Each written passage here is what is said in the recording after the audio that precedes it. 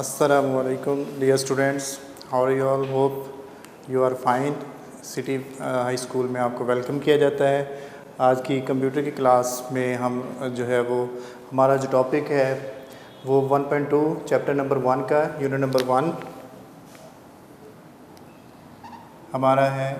Problem solving जो चल रहा था उसका टॉपिक जो है आज जो हम डिस्कस करेंगे वो है फ्लो चार्ट्स।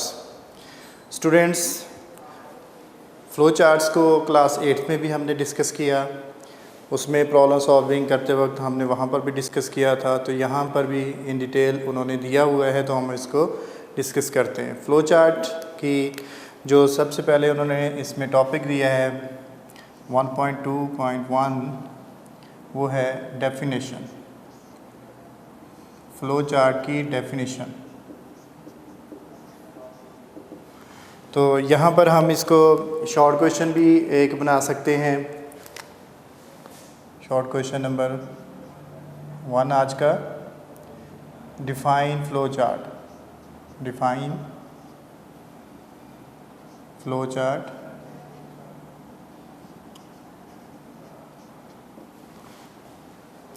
तो आज का short question number 1।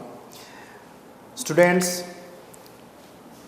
Flow chart की डेफिनेशन जो है, it is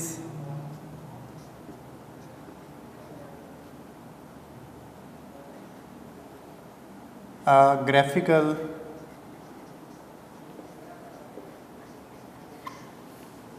representation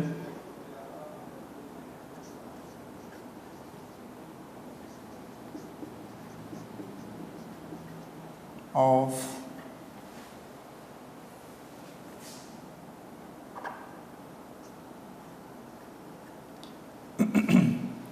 it is a graphical representation of problem solving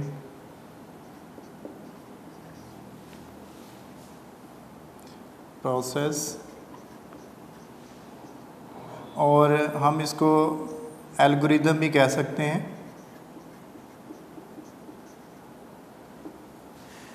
It is a pictorial representation of problem solving process, या हम इनको steps, प्रॉब्लम सॉल्विंग स्टेप्स भी कह सकते हैं।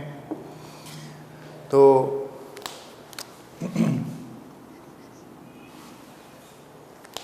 ग्राफिकली इसमें जो देखने वाली चीज़ है वो है ग्राफिकली।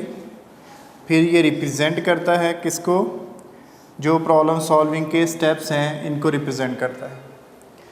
तो इट इज़, आप इसमें इन तीनों में से कोई भी एक चीज़ लिख सकते हैं। It is a graphical representation of problem solving steps कह सकते हैं, एल्गोरिदम कह सकते हैं, पिक्टोरियल भी कह सकते हैं, ग्राफिकल भी कह सकते हैं। तो ये इसकी डेफिनेशन हो जाती है।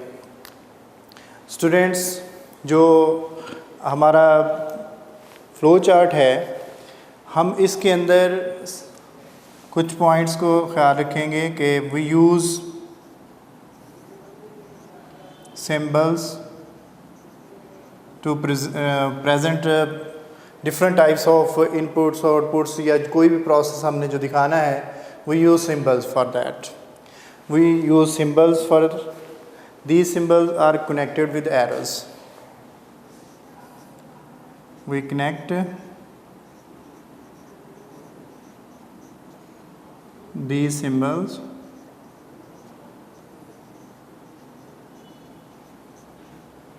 by arrows।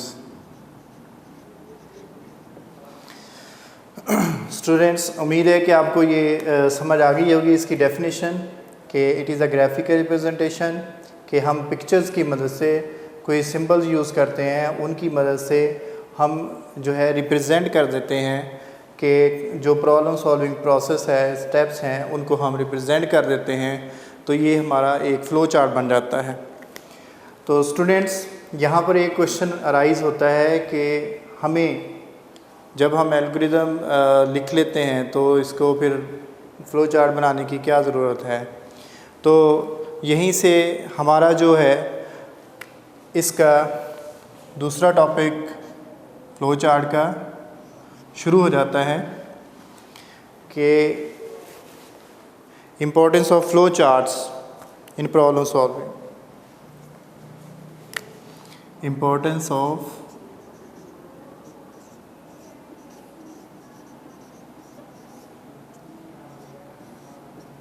Flow charts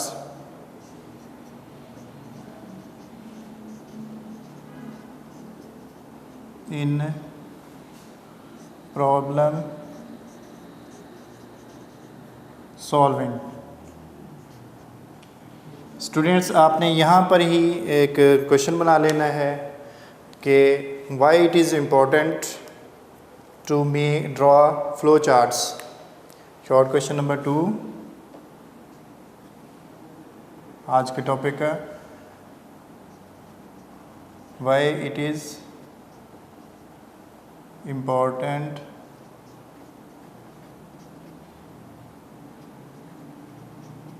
to draw flow charts।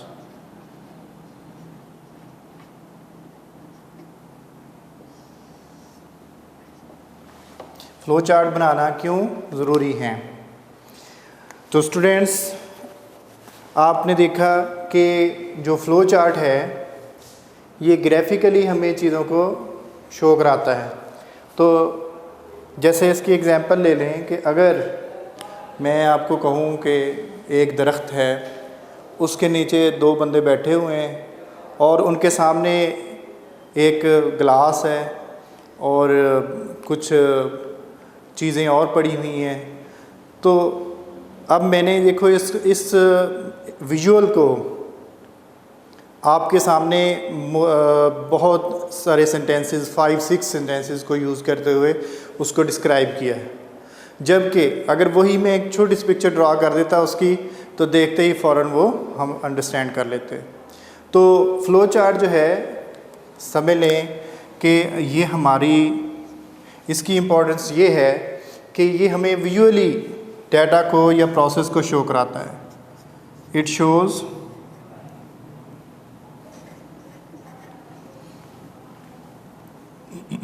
Problem solving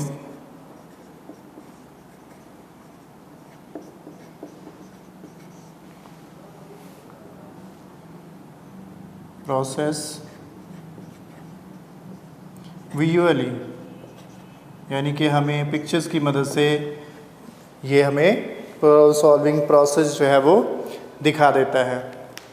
और ये जब इस पिक्चर्स की मदद से हमें दिखाता है तो हम इसको we can quickly understand, we can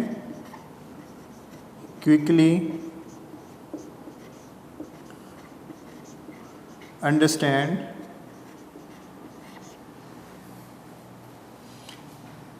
the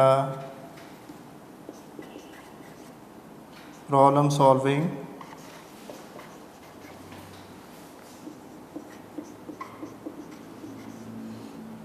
process if we have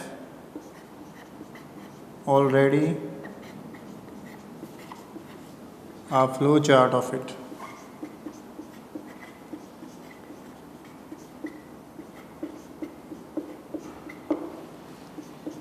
students, इसके अलावा ये हमें जल्दी से, अगर कोई एरर आ जाती है प्रॉब्लम सॉल्विंग स्टेप्स के अंदर, तो हमें जो है वो जल्दी से ये प्रॉब्लम को करेक्ट करने की भी हमें पता चल जाता है। It can be use to find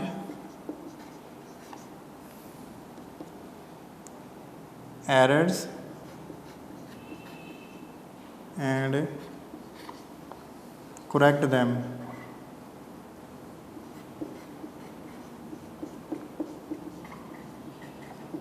तो ये स्टेप फॉर्म में मैंने लिखा है ताकि आप ये अपने पास नोट कर लें और नोट करके इसे आपने याद भी करना है।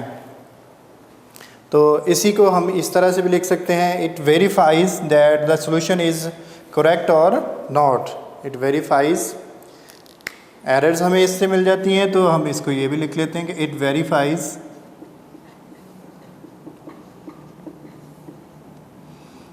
द सॉल्यूशन इज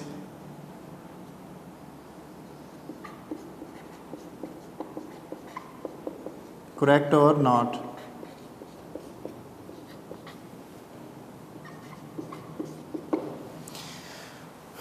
तो स्टूडेंट्स, मैं उम्मीद है ये आपका जो क्वेश्चन था why it is important to draw flow chart, तो आप इसको लिख सकते हैं बड़ा आसानी से। आपके पास ही मैंने आंसर की फॉर्म में ही आपको दे दिया।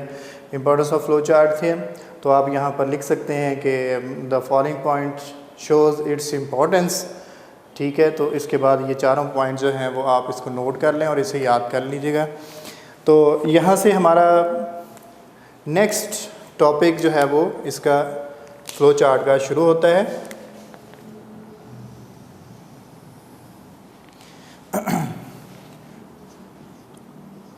डिटर्मिनिंग, ये हमारा टॉपिक है 1.2.3 डिटर्मिनिंग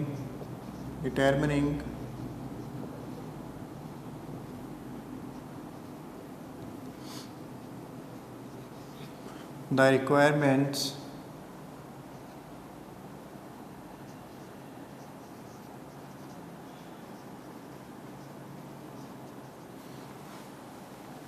फॉर फ्लो चार्ट्स।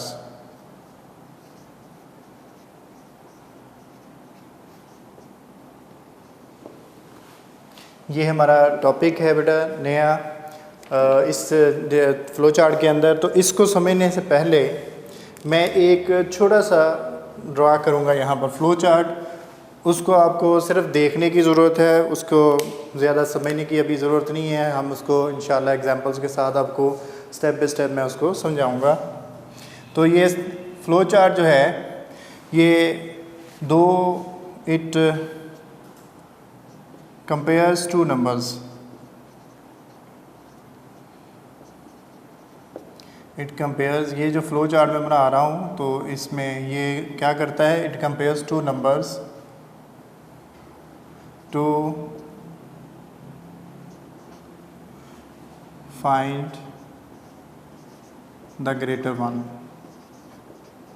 ये मैं इसमें आप लोगों को इसकी जो रिक्वायरमेंट्स हैं इसको डिटरमिन करने के लिए ये हम एग्जांपल के तौर पर इसको लेंगे। तो students,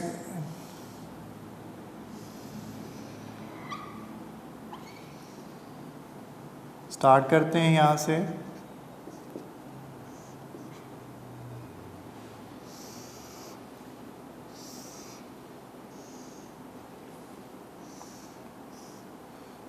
enter,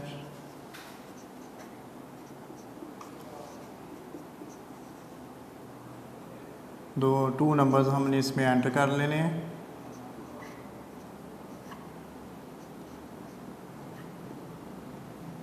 A and B, two numbers हमने एंटर करवा लिए। अब स्टूडेंट्स, हमने इसमें यहाँ पर डिसीजन कराना है कि कौन सा जो नंबर है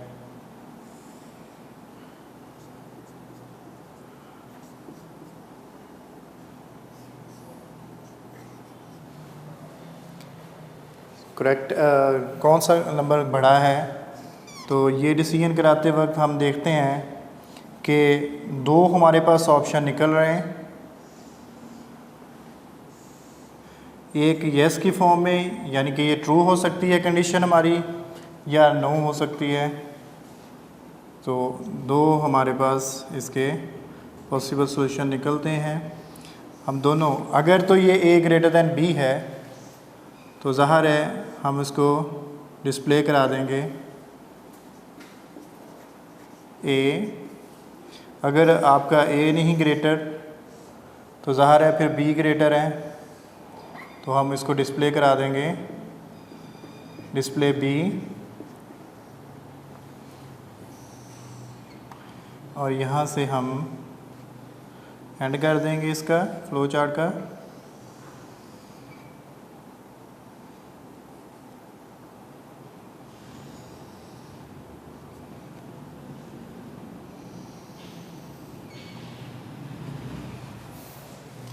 तो स्टूडेंट्स, हमने ये एक छोटा सा इसका फ्लो चार्ट बनाया है। तो हम इसकी मदद से इसकी रिक्वायरमेंट जो है वो देखेंगे। तो स्टूडेंट इसकी जो फर्स्ट रिक्वायरमेंट होती है वो है इनपुट।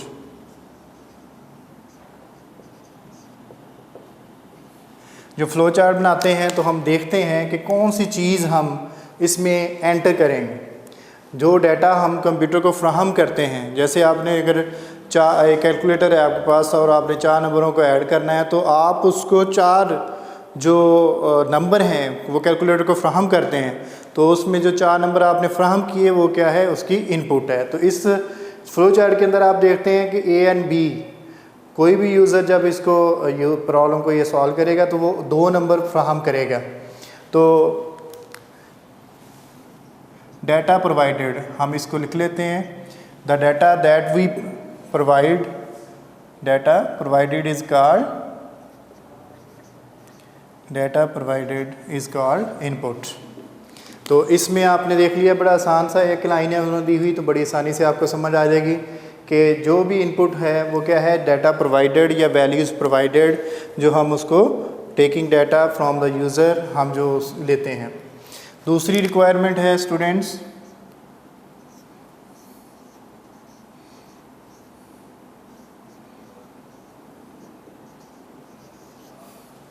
प्रोसेसिंग।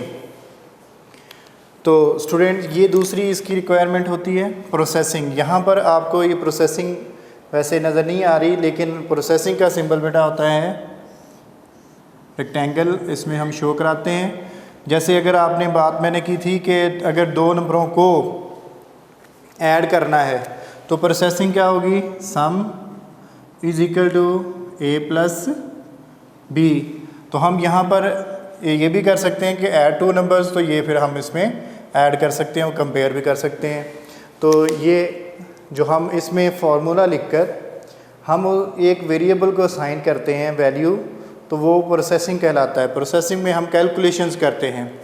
तो जो भी हमने कैलकुलेशन करनी है परफॉर्म, तो प्रोसेसिंग के अंदर हम क्या करते हैं, it is used to perform calculations on the provided data, आप इसको कह सकते हैं, and assigns the value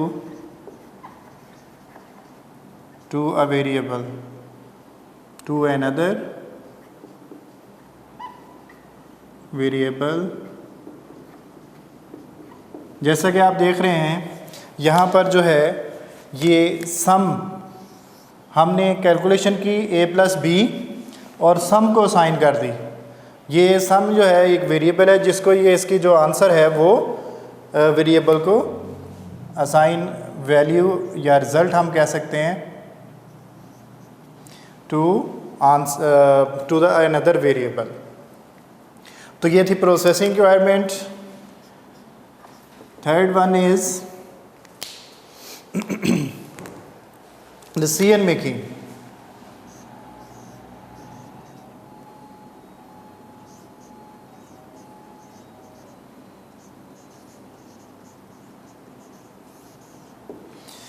students हम यहाँ पर आप गौर करें इस स्टेप पर, तो आप देख रहे हैं कि हमने यहाँ पर एक रिलेशनल ऑपरेटर या कह लें कि कंडीशनल ऑपरेटर यूज़ किया है। कंडीशनल ऑपरेटर ये रिलेट करता है कि 2 वैल्यूज़ यहाँ पर जो हैं वो जो हो रही हैं वो क्या एक दूसरे ए ग्रेटर दैन है बी से, तो ये कंपेयर कर रहा है यहाँ पर। अब कंपेयर करने से जो कंडीशन ये दी है हमने इसको जब हम कंपेयर करते हैं तो इससे जो आंसर निकलता है स्टूडेंट्स, तो वो निकलता है कि या तो ट्रू की फॉर्म में, यानी कि ये कंडीशन ट्रू होगी या फिर फॉल होगी। तो इस सूरत में 2 कंडीशन जो निकली तो हमारा फ्लो 2 साइड्स को जो है वो चला जाता है, येस की तरफ और नो की तरफ। तो प्रोसेसिंग डिसीजन मेकिंग ऐसे ही हम इसमें करते हैं कि हम ये देखते हैं कि इसमें it determines it determines whether the given statement or condition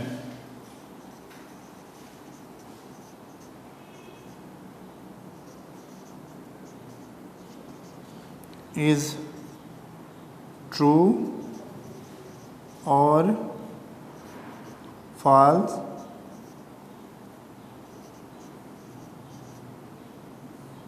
and उसके बाद ये देखो, आपको अगर ये ट्रू है तो हमें डिस्प्ले एक ही तरफ लेके जा रहा है, अगर ये फॉल्स है तो हमें दूसरी तरफ। एंड डिटरमिन एंड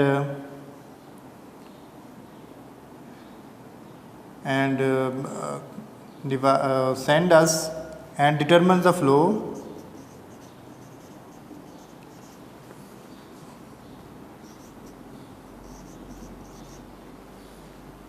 ठीक है, डिटरमिन करता है ये फ्लो को।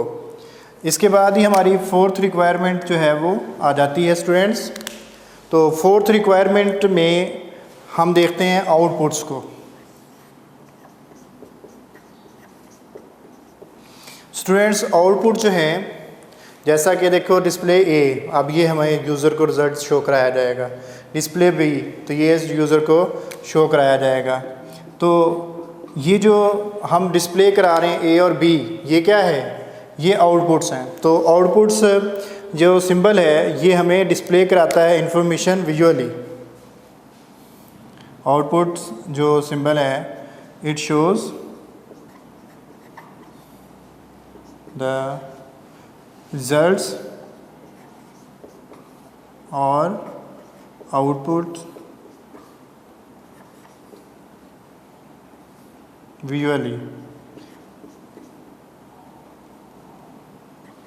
तो इसमें हमने देखा, अब बेटा स्टार्ट और एंड टर्मिनल साइंस हैं। यहाँ पर हमने देखा कि पैरेललोग्राम यूज़ होता है इनपुट करने के लिए, और यहाँ पर भी मैंने इनपुट करने के लिए आउटपुट करने के लिए भी पैरेललोग्राम ही यूज़ की है। तो ये दोनों पैरेललोग्राम दोनों पर्पज़ के लिए यूज़ होती है, for inputs and for outputs. तो यहाँ से बेटा हमारा जो है नेक्स्ट टॉपिक स्टार्ट होता है, वो है इनके सिंबल्स। तो मैं इसमें यहाँ से मैं ये रेज़ करूँगा, आप लोग यहाँ पर पॉज करके वीडियो को इसके जो भी समझना चाहते हैं तो वो देख सकते हैं।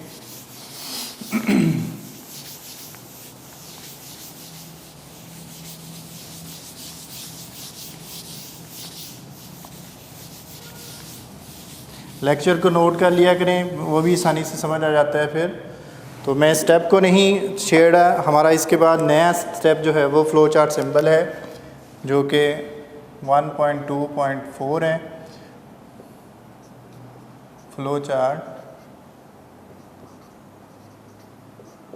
सिंबल्स। तो बेटा मैं जल्दी जल्दी से लिखता हूँ। पहला हमारा फ्लो चार्ट सिंबल जो है वो है ओवल टाइप। तो इसका नाम है टर्मिनल, हम इसे बोलते हैं। ये स्टार्ट और एंड को बताता है, it shows start and and. यानी कि हमने अभी अपना एक फ्लो चार्ट देखा, आप थोड़ा सा रिवाइंड करके देख सकते हैं। उसमें शुरू में भी हमने बनाया था, एंड में भी बनाया था। दूसरा सिंबल जो है वो फ्लो लाइन है, यहाँ पर इन्होंने इसी तरह से दी है। वैसे ये फ्लो लाइन जो है वो इस तरह से हो सकती हैं। ये चारों तरफ को डायरेक्शंस को यानी कि आप इस्तेमाल करते हैं आमतौर पर। तो फ्लो लाइंस का काम क्या होता है, हमने अभी फ्लो चार्ट बनाया था। तो फ्लो लाइंस का काम ये है कि ये शो कराती हैं फ्लो को। It shows the flow of process, यानी कि ये प्रोसेस को, जो हमारा प्रॉब्लम सॉल्विंग प्रोसेस है, उसको ये उसके फ़्लो को शो कराती हैं। तो इसके बाद थर्ड सिंबल है स्टूडेंट्स, इसको अच्छी तरह से आपने याद कर लेना है, क्योंकि यह इसमें अगर आपने ये आपके इसके पर्पज़ पता होंगे फिर ही हम कल जो एग्जांपल्स हमने डिस्कस करनी है वो आसानी से आप समझ सकेंगे। तो ये बेटा हमारे पास पैरेललोग्राम है, ये दो पर्पज़ के लिए यूज़ होती है, इनपुट के लिए एंड आउटपुट करने के लिए, input and output.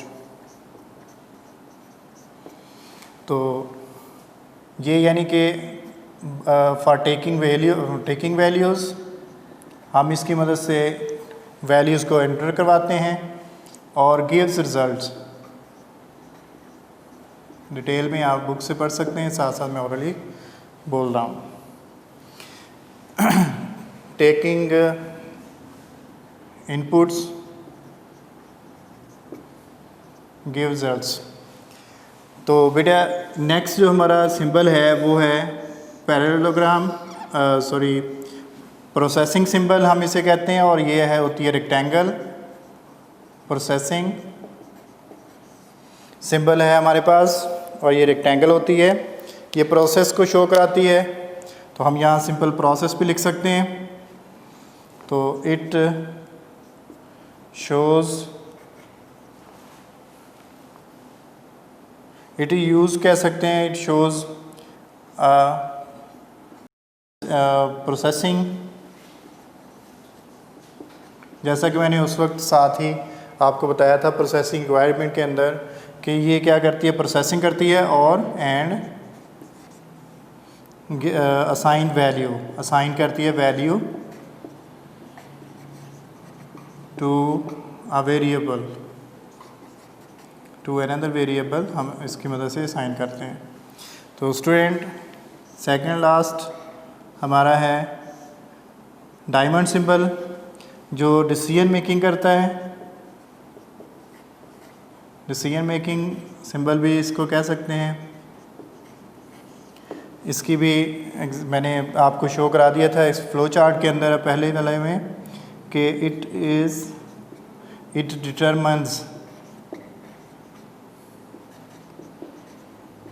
Determines the given condition, या रिलेशनल ऑपरेटर जो है इज़ ट्रू और फॉल। तो उसके बाद ये उसका रिज़ल्ट जो है वो आगे फ़्लो को कंट्रोल करता है। लास्ट वाला सिंबल है मेरा हमारा कनेक्टर, इसे हम बोलते हैं। कनेक्टर का स्टूडेंट्स काम ये है कि बाज़ का ऐसा होता है कि हम एक फ़्लो चार्ट बना रहे हैं और वो एक पेज पर पूरा नहीं आता, तो फिर हम क्या करते हैं, उस कनेक्टर की मदद से उसके जो डिफरेंट पार्ट्स हैं उनको दूसरे पेज पर जोड़ लेते हैं। जैसे ही एक पेज पे ख़त्म होगा हम वहाँ पर ये कनेक्टर लगा देंगे फ़्लो चार्ट, और दूसरे पे जब हम उससे नेक्स्ट पार्ट शुरू करेंगे तो शुरू में भी लगा लेंगे। तो इसको of page and on page connector कह सकते हैं। तो इट कनेक्ट्स